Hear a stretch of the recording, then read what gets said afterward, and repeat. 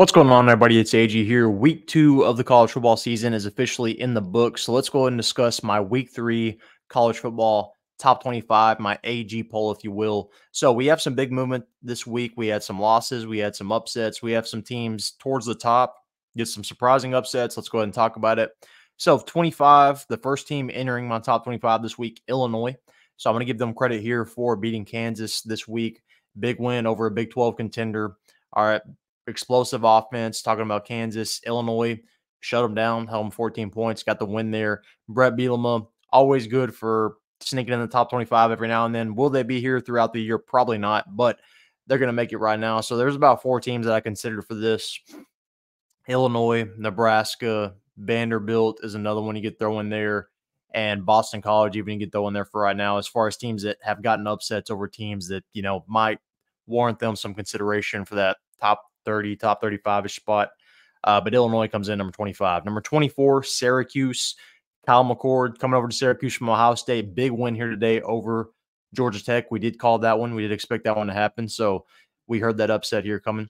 But Kyle McCord looks good, and they get the win here. Now, they've got a really favorable schedule, so they could end up kind of trending up a little bit as the season goes on. We'll see how that progresses.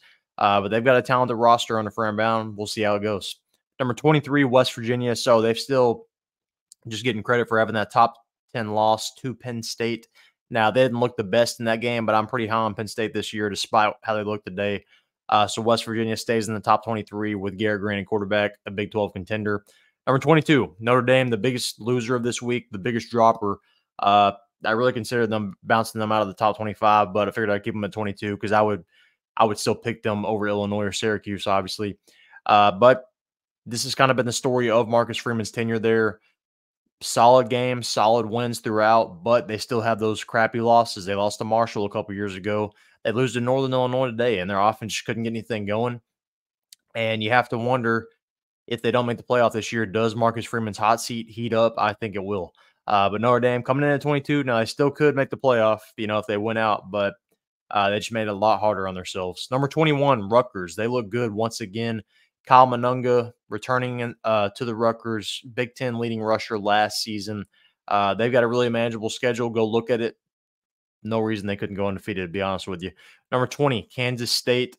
Struggled a little bit with Tulane today, but Tulane's a solid Group of 5 school. They got the win, though. It was a really good test for what's coming up this next week. They've got Arizona next week, so that's going to be a talented roster. We'll see what Avery Johnson and Chris Kleinman can do there. Number 19, Utah. Another Big 12 contender. Now, the big question mark with them this week is Cam Rising. He got a little banged up during this game. Is he going to come back?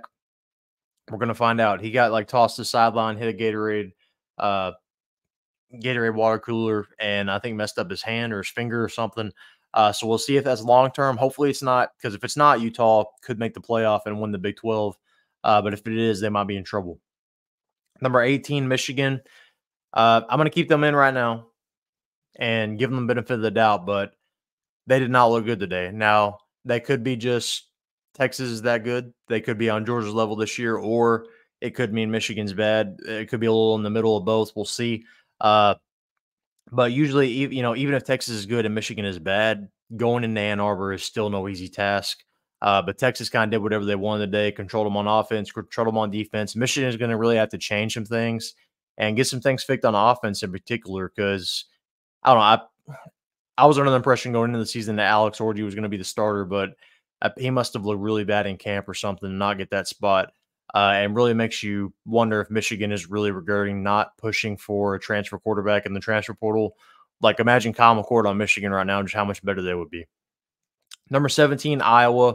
Close loss. I'll go ahead and talk about 16, Iowa State as well. But close game today with these rivalry teams. Coin flip game, when it's a rivalry between these two in particular, it's always going to be super close. But I think they're both top 20 teams right now. Iowa, that defense is going to be good. Now, can that offense be good enough to help them win those tight games in the Big Ten when their defense is playing good, but they still got to score a little bit to keep up with the good teams. As for Iowa State, they return a lot of production from last year. The Big 12 is obviously weaker than the Big 10, so I think Iowa State has a better chance at winning their conference. But I think both these teams are solid teams, solid outs all the time. Number 15, Oklahoma State. Close one today. They survived against Arkansas. I thought that might be a pitfall game for them because Arkansas is talented.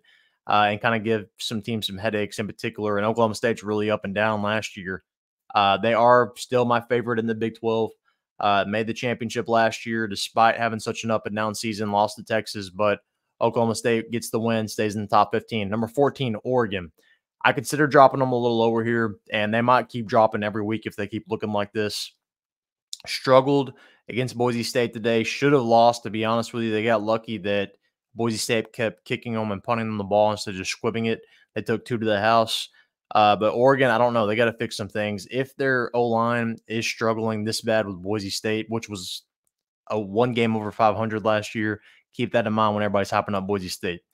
If they're struggling with Boise State's D-line, imagine what this Big Ten is about to do to them. Oregon's in trouble. They got to get things fixed quick. Otherwise, Big Ten's going to eat them alive. Number 13, LSU. So they get a win again. Now, this is kind of giving them benefit with, I think USC is good. I think LSU is good as well. They're going to get the chance to, if USC keeps winning, LSU keeps winning, LSU's just going to rise right along with them. And that's probably what's going to happen. Now, LSU's going to have a tougher route once they get into conference play, but I think they're in good shape. Number 12, Louisville. So they rose a little bit. They've looked impressive so far. Haven't just played anybody of super note, but their offenses look good. And that was kind of last year when they got into clutch situations. Their offense couldn't get anything going because all they had was Jawar Jordan. But they look improved this year. Jeff Brom's going to have them always in the top 25 while he is there. I've really been impressed with Louisville so far.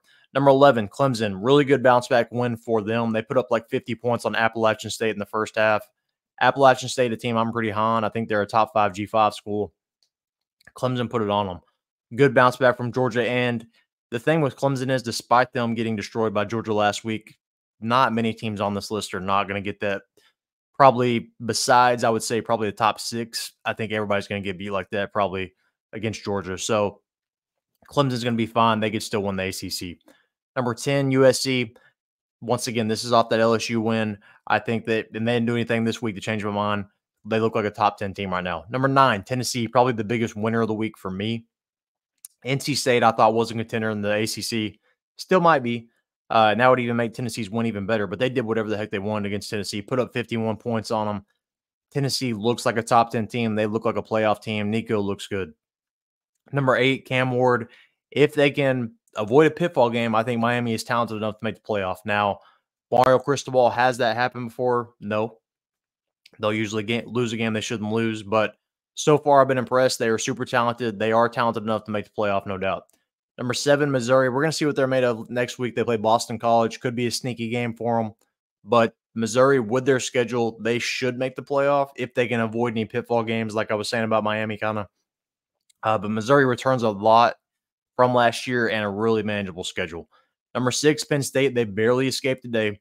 I bumped them back a spot because I thought they looked really good last week against West Virginia. Not so much this week.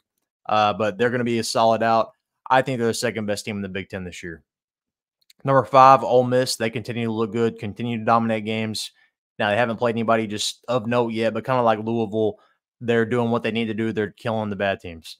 Number 4, Alabama. They barely squeak out a win over South Florida, despite what that score shows. You do not believe that. Alabama was really close to losing that game, and they ran it up in that last little bit.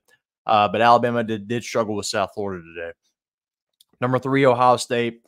They did the part. They did what they needed to do. They've got an explosive offense, good defense. They're shutting down those teams. Number 2, them and Tennessee, the biggest winners of the week. Texas dominated Michigan every facet of the game, defensively, offensively. Them and Georgia look like they're on no level right now to me. And these top 3 in particular, I think, are head and shoulders above everybody else. Texas looks legit. Number 1, Georgia, once again, they look like the best team right now, but I think them and Texas and Ohio State hasn't really got to prove it yet, but these top 3 teams, I think, are head and shoulders above everybody else. Those are my top 3. But what would you change? Who would you move up? Who would you move down? Who would you enter the top 25? Let me know. Comment down below. Make sure to like this video and subscribe.